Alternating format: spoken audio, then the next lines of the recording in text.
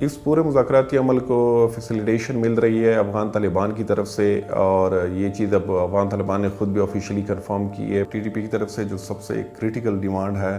اور جو مجھے پرسنلی بھی بہت مشکل لگ رہا ہے کہ اگر وہ اس ڈیمانڈ کا مطالبہ کرتے رہے تو ہو سکتا ہے یہ پورا جو پیس پروسیس ہے یہ ڈیریل نہ ہو جائے، اور وہ ہے فاٹا مرجر کا ریورسل۔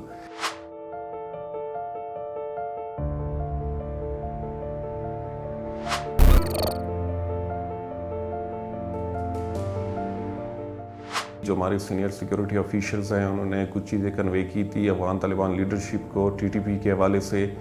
کہ ان کو افغانستان سے یا نکال دیں یا ان کے خلاف کوئی ملٹری ایکشن لیں، کیونکہ افغان سوائل جو ہے وہ پاکستان کے خلاف استعمال ہو رہی ہے۔ حالانکہ افغان طالبان نے دوحہ ایگریمنٹ میں انٹرنیشنل کمیونٹی کے ساتھ ایک ایگریمنٹ میں اس چیز پہ وہ راضی ہو گئے تھے کہ افغان سوائل کسی کے خلاف بھی ہم استعمال نہیں ہونے دیں گے، لیکن اس کا جواب پھر افغان طالبان کی طرف سے یہ آیا کہ ہم نہ تو ان کے خلاف کوئی ملٹری ایکشن لے سکتے ہیں، نہ ان کو یہاں سے فورسفلی نکالیں گے، کیونکہ انہوں نے بڑا ساتھ دیا ہے ٹی ٹی پی نے افغان طالبان کا جب پچھلے 20 سال میں نیٹو فورسز کے خلاف افغان جو حکومتیں تھی حامد کرزئی کی یا اشرف غنی کی، تو یہ تو ہماری جہادی بھائی ہیں، قبائلی تعلق بھی ہیں ان کے ساتھ، تو ہم یہ نہیں کر سکتے۔ ہاں، ہم ان لوگوں کو ٹی ٹی پی کو مذاکرات کے لیے بٹھا سکتے ہیں۔ پھر اسی چیز کو پرسو کرتے ہوئے پاکستانی گورنمنٹ نے، اور خاص کر جو ہماری ملٹری اسٹیبلشمنٹ ہے، انہوں نے ایک مذاکراتی سلسلہ شروع کیا ٹی ٹی پی کے ساتھ سپٹمبر 2021 میں، اور ڈیلیگیشنز یہاں سے گئے، مذاکرات ہوئے T T P leadership Pakistani senior security officials کے بیچ میں، اور اس کا نتیجہ یہ نکلا کہ نومبر 9 سے دسمبر 9 تک 1 مہینے کا سیز فائر کا اعلان ہوا ٹی ٹی پی کی طرف سے، اور پورے اس سیز فائر کا جو عرصہ تھا 1 مہینے کا، یعنی ہم تو یہ چیزیں رپورٹ کرتے ہیں، تو وہاں اس پورے عرصے میں ٹی ٹی پی کی طرف سے حملے تقریباً آلموسٹ بند ہو چکے تھے، اور پھر 9 دسمبر کو جو آخری دن تھا اس سیز فائر کا، تو ٹی ٹی پی نے اس سیز فائر کو ایکسٹینڈ کرنے سے انکار کیا، اور انہوں نے بلیم کیا پاکستانی گورنمنٹ کو کہ ہمارے کچھ چیزوں پہ ایگریمنٹس ہوئے تھے، تو وہ پاکستانی گورنمنٹ نے وہ چیزیں پوری نہیں کی۔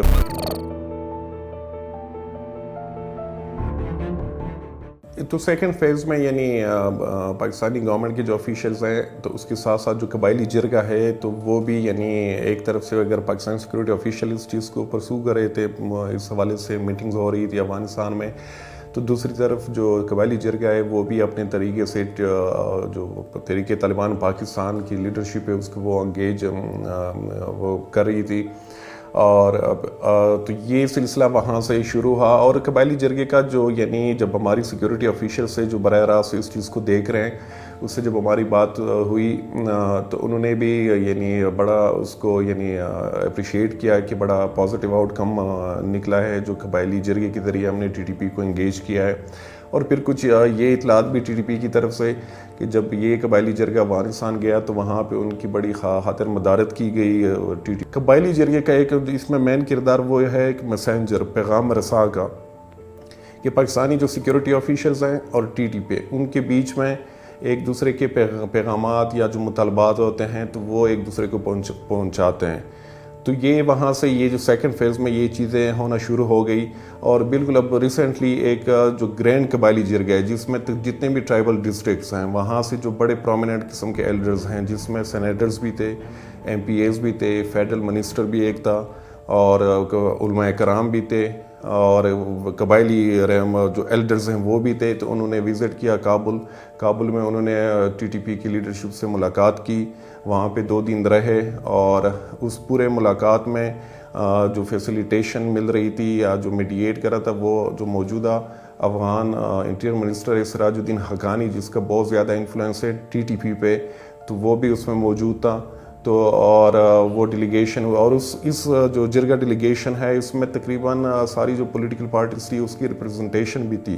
پیپلز پارٹی سے بھی لوگ تھے، اس میں پی ٹی آئی سے بھی لوگ تھے، جے یو آئی فے سے بھی لوگ تھے، پی ایم ایل این سے بھی تھے، تو پوری ایک طرح سے جو لوکل ریپرزنٹیشن تھی وہ اس جرگے میں موجود تھی۔ اور اب جو سب کی نظریں ہیں وہ ہے علماء ڈیلیگیشن پہ، جو کہ کابل جائے گا اور وہاں پہ ان کے یعنی مذاکرات کہہ لیں یا کنسلٹیشن ہوگی تحریک طالبان پاکستان کی لیڈرشپ کے ساتھ.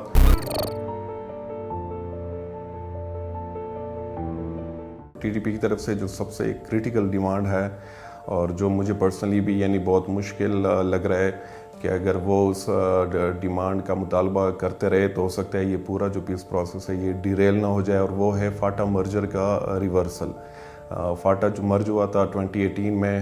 خیبر پختونخوا کے ساتھ, اور وہ یعنی پورے ایک کنسٹیٹیوشنل امینڈمنٹ کے ذریعے, اور صرف ایک امینڈمنٹ بھی نہیں تھی بلکہ ملٹیپل امینڈمنٹس ہوئی تھی, تو اس چیز کو ریورس کرنا ایک بہت ہی مشکل کام ہوگا پاکستانی حکومت کے لیے, اور خاص کر جو سویلین گورنمنٹ ہے, اور ابھی بھی پارلیمنٹ میں جو ہے موجودہ جو حکومت ہے اس کو کلیئر میجورٹی بھی نہیں ہے. ان کیس اگر وہ اس بارے میں سوچتے بھی ہیں کہ ہم نے کچھ اس طرح کا اقدام کرنا ہے, اور تو یہ بہت ہی مشکل عمل ہوگا. اور پاکستانی گورنمنٹ کی طرف سے بھی یعنی اب کوشش کی جا رہی ہے کہ ٹی ٹی پی کا یہ جو مطالبہ ہے ان پہ یعنی انفلوئنس کیا جا سکے افغان طالبان کے ذریعے, یا جو علماء ڈیلیگیشن وہاں پہ جا رہا ہے, یا جو ٹرائبل ایلڈرز ہیں کہ وہ اس ڈیمانڈ سے پیچھے ہٹیں. اور ساتھ میں جو پاکستانی گورنمنٹ کی طرف سے ایک ڈیمانڈ ہے, اور ٹی ٹی پی کے جو ذرائع ہمیں بتا رہے ہیں کہ اس پہ بھی ٹی ٹی پی اس کو بہت اسٹرانگلی ریجیکٹ کریے کہ ہم کبھی بھی اس چیز پہ راضی نہیں ہوں گے. تو وہ جو پاکستانی ڈیمانڈ ہے وہ یہ کہ ڈیل کے بعد جو ٹی ٹی پی آرگنائزیشن ہے وہ ڈیزالو ہوگی, تحلیل ہوگی, یعنی ختم ہوگی. تو اس پہ ٹی ٹی پی والے جو ہیں وہ ایگری نہیں کر پا رہے, بلکہ وہ بڑے اسٹرانگلی اس چیز کو ریجیکٹ کر رہے ہیں کہ یہ ہم کبھی نہیں ہونے دیں گے. تو یہ جو دو ڈیمانڈز ہیں یہ ابھی کریٹیکل آپ سمجھ لیں, یا یہ سب سے جو مشکل مرحلہ ہے پورے پیس پروسیس میں وہ یہ کہ یہ اس دو ڈیمانڈز پہ ایک دونوں فریقین کا راضی ہونا یہ بہت مشکل ہوگا. باقی جو ڈیمانڈز ہیں اس میں قیدیوں کی رہائی, اور جس میں ایک بڑی تعداد جو ہے وہ آلریڈی قیدی رہا ہو چکے ہیں, یعنی 100 سے بھی زیادہ ہیں جو ٹی ٹی پی کے لوگ تھے. اس میں دو بڑے پرومیننٹ جو سوات چیپٹر سے جن کا تعلق تھا, ٹی ٹی پی کا جو سوات چیپٹر تھا, مسلم خان اور محمود خان, جو کہ جن کو ڈیتھ سنٹینس بھی اناؤنس ہوئی تھی, اور اس کو بھی یعنی رہا کیا جا چکا ہے. اور یہ بھی اطلاعات ہیں کہ پریزیڈنشل پارڈن کے ذریعے ان کو رہائی دلوائی گئی ہے, اور کچھ اور بھی پرومیننٹ لوگ تھے. تو یہ اور پھر یہ بھی ڈیمانڈ سامنے آئی ہے کہ ٹی ٹی پی کے لوگ جب ڈیل کے بعد واپس آئیں گے تو وہ ہتھیار یہاں پہ سرنڈر کریں گے, اور اگر انہیں وہ سرنڈر نہیں کرنا چاہ رہے تو وہ صرف جو لائسنسڈ ویپنز ہے یا آرمز ہے وہ رکھ سکیں گے. اور ریہیبلیٹیشن کی بھی بات ہو رہی ہے کہ یہ جو کیونکہ وہاں پہ صرف ٹی ٹی پی کے جنگجو نہیں ہیں جو افغانستان میں وہاں پہ موجود ہیں, بلکہ ان کی فیملیز بھی ہیں, اور وہ یعنی تقریباً یہ پوری جو ان کی اسٹرینتھ ہے وہ ہزاروں میں بنتی ہے. وہ بچے بھی ہیں, ان کی خواتین بھی ہیں, جو کہ مختلف ملٹری آپریشنز جو یہاں پہ قبائلی علاقے میں یا سوات میں جو پاکستانی فوج کی طرف سے ہوئے ہیں, تو اس کے نتیجے میں یہ لوگ چلے گئے تھے افغانستان. تو وہ بھی ایک ایشو ہے کہ ان لوگوں کی واپسی ہوگی, ان کے لیے ایک ریہیبلیٹیشن پروسیس ہوگا,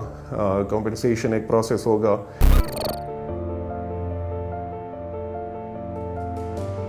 سیز فائر یعنی یہ جو پورا مذاکراتی عمل ہے تو اس میں ملٹیپل سیز فائر جو ہیں ہو چکے ہیں ابھی تک, اور ابھی بھی ایک یعنی کنٹینیو ہے. اور پہلا جو سیز فائر تھا تو وہ نومبر 9 سے دسمبر 9 تک تھا, جو کہ فرسٹ فیز میں جس طرح ہم نے ڈسکس کیا وہاں یہ سیز فائر کا اعلان ہوا 1 مہینے کے لیے تھا, اور پھر اس سیز فائر کو ٹی ٹی پی کی طرف سے یعنی ختم کیا گیا تھا. اور پھر جو دوسرا سیز فائر ہوا وہ یعنی عید کے لیے تھا ٹی ٹی پی کی طرف سے, اور وہ 1 مئی سے 11 مئی تک تھا, اور یعنی 10 دنوں تک انہوں نے سیز فائر کی اناؤنسمنٹ کی تھی. اور پھر انہوں نے وہ ایکسٹینڈ کی 15 مئی تک, اور پھر مذاکراتی عمل کے نتیجے میں ٹی ٹی پی نے وہ تیسری دفعہ وہ چیز ایکسٹینڈ کی 30 مئی تک. اور پھر اس کے بعد جو ابھی جو موجودہ سیز فائر ہے وہ 3 مہینوں کے لیے ہے ٹی ٹی پی کی جانب سے. اور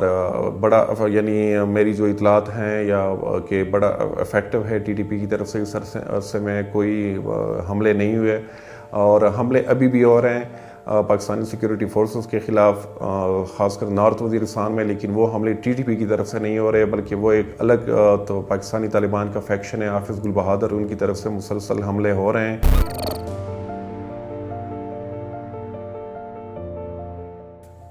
پارلیمنٹ کا یعنی یہ تھا کہ ہمیشہ سے مطالبہ تو جو سیاسی جماعتیں اور خاص کر جو نیشنلسٹ یا سیکولر کہہ لیں لبرل جو سیاسی جماعتیں ان کی طرف سے ایک مطالبہ یا یہ چیز میڈیا میں آتی رہی کہ اس پورے مذاکراتی عمل میں ہمیں کانفرنس میں نہیں لیا جا رہا. لیکن جب سیکیورٹی آفیشل سے ہماری جو بات ہوتی تھی یا ابھی بھی ہوتی ہے تو وہ یہ آرگومنٹ دیتے تھے کہ چونکہ چیزیں ابھی میچور نہیں ہیں. یہ میں فرسٹ فیز کی بات کر رہا ہوں یا سیکنڈ فیز میں جو انیشل فیز میں چیزیں ہو رہی تھی کہ ایک دفعہ جب گراؤنڈ پہ چیزیں میچور ہو جائیں تو ہم ڈیفینیٹلی اس چیز کو لے کے جائیں گے پارلیمنٹ کی طرف, اور وہاں سے جب تک چیزیں انڈورس نہ ہوں تو ہم یعنی نہیں کر سکیں گے. اور میرے خیال میں وہ مرحلہ اب آ چکا ہے, اور اس حوالے سے یہ جو ہماری یہ اطلاعات ہیں کہ مختلف جو سیاسی پارٹیاں ہیں ان کے ساتھ میٹنگز بھی اس حوالے سے ہوئی ہیں, ان کو بریف بھی کیا گیا ہے پورے مذاکراتی عمل کے حوالے سے,